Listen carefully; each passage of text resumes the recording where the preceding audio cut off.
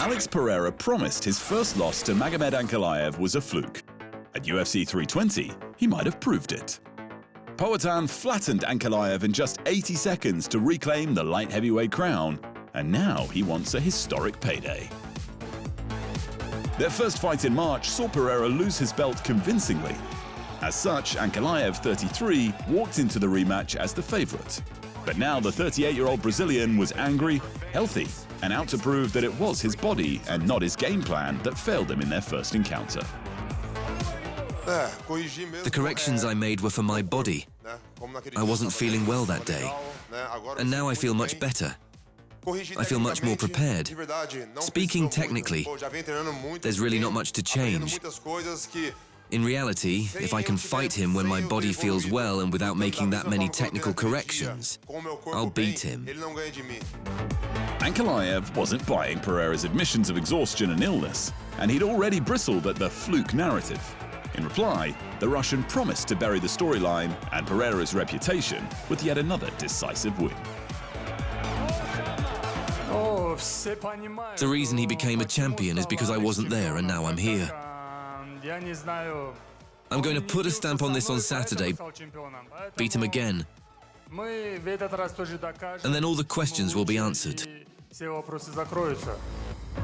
At the weigh-ins, Ankalaev was just as fired up.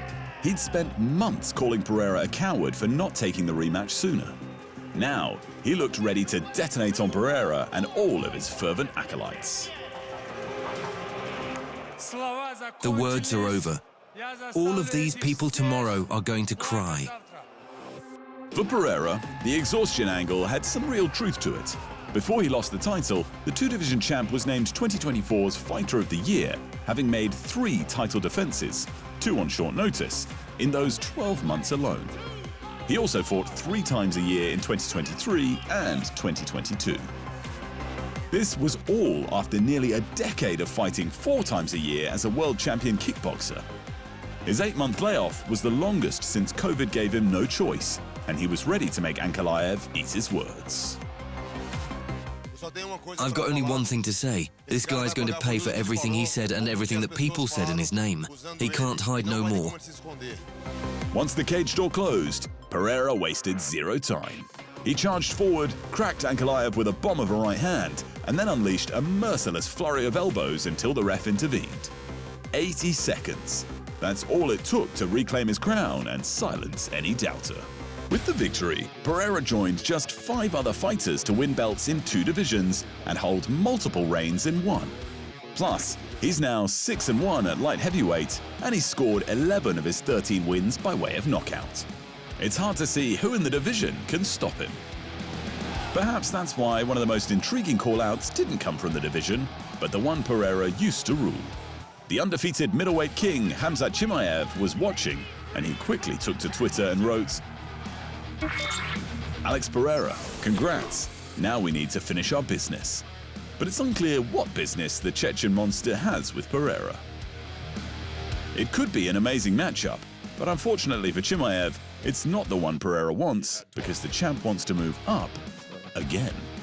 The current heavyweight king is Tom Aspinall, who is set to face the former interim champion and 2-time title contender Cyril Gane this October.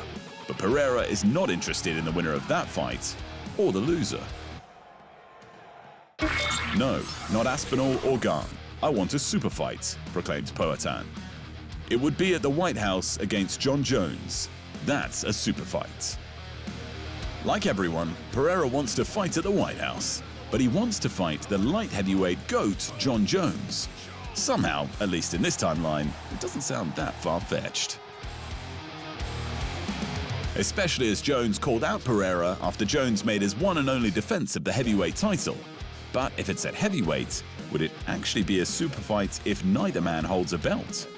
Then again, would the UFC care if it meant America getting a W in the main event?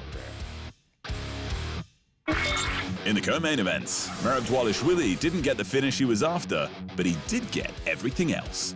The machine retained his bantamweight belt with a dominant decision win over Cory Sandhagen and added a bundle of records to his ever-growing collection in the process.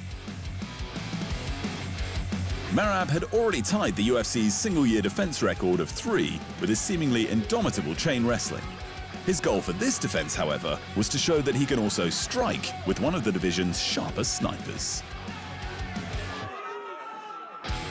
Nobody give me any problems, even in striking. You know, I fought Pereira, I fought Jose Aldo, I fought Sean O'Malley 2 times. Nobody can do So I'm the GOAT, I'm the champion, and I will prove it again. Whatever fights will go, I'm ready, but my goal is to knock him out. I said I will finish Sean O'Malley second fight, I did. So now this is my second challenge. Not happening, Merab. Not happening. I'll show you. You all of those guys. You shot 60 times on Merab. Shut up, bro. You are selling your balls picture on OnlyFans. How dare you talk to me? And I made $2 million. Yeah? I saw those pictures. Your balls are very small. They are kind of small. You're right, Merab. Yeah, I have Georgian balls. Sandhagen had been waiting years for a crack at the undisputed title, and when he finally hit the scales, he looked laser-focused and mean. No nerves, no smiles, just the look of a man arriving at destiny. Merab looked exactly like Merab always does, manic and possibly a little insane. He was grinning, bouncing, and radiating the energy of a man who just loves pain. The Georgian machine smiled through the flex, waved to the crowd, and made the weight cut like it was a Sunday jog.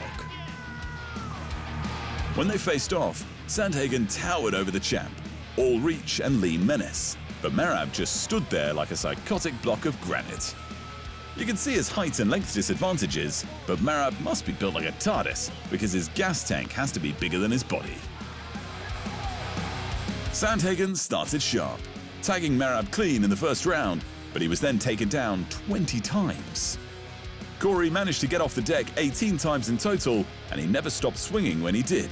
But Merab's engine made sure there'd be no comeback for the challenger. At this point, his UFC records are outrageous. Merab has the most title defenses in a year. Takedowns in a championship fight, takedowns full stop, unanimous decision victories, and his 13 straight wins at bantamweight is the longest streak in the division's history. But he's only hungry for more.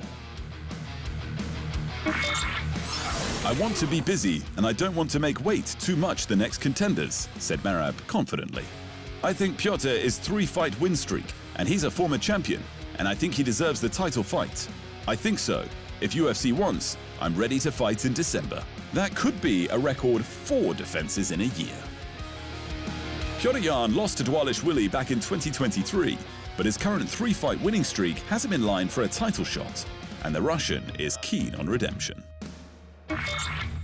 Good effort from Cory, but Merab was better. Can't wait to test him next. Alex Pereira took home a $50K performance bonus for his demolition job, as did his 2-time rival Jiří Procházka and the surging Joe Pyfer for their stoppages. Procházka also took home an extra $50K after his come-from-behind Fight of the Night victory over Khalil Rountree. Back to the UFC White House card. Remember when the POTUS with the Mostas Fake Tan pitched the event as a July 4th Independence Day celebration for America's 250th birthday? So every one of our national park battlefields and historic sites are going to have special events in honor of America 250. And I even think we're going to have a UFC fight. We're going to have, does anybody watch UFC, the great Dana White? We're going to have a UFC fight. We're going to have a UFC fight. Think of this, on the grounds of the White House. We have a lot of land there. We're going to build a little, we're not, Dana's going to do it. Dana's great, one of a kind. Going to have a UFC fight, championship fight, full fight, like 20, 25,000 people.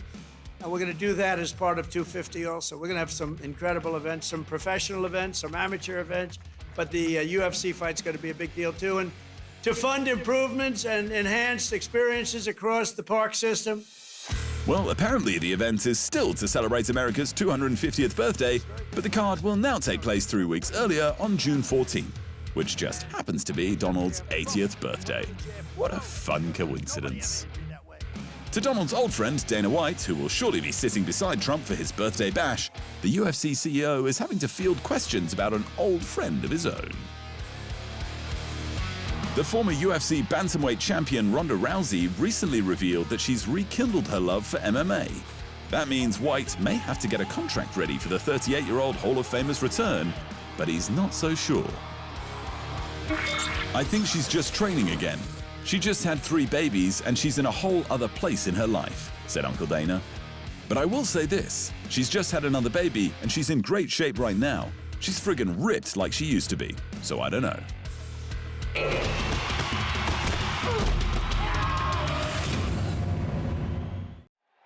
Thanks for watching, and remember, if you want more fight sports in your life, just hit the subscribe button.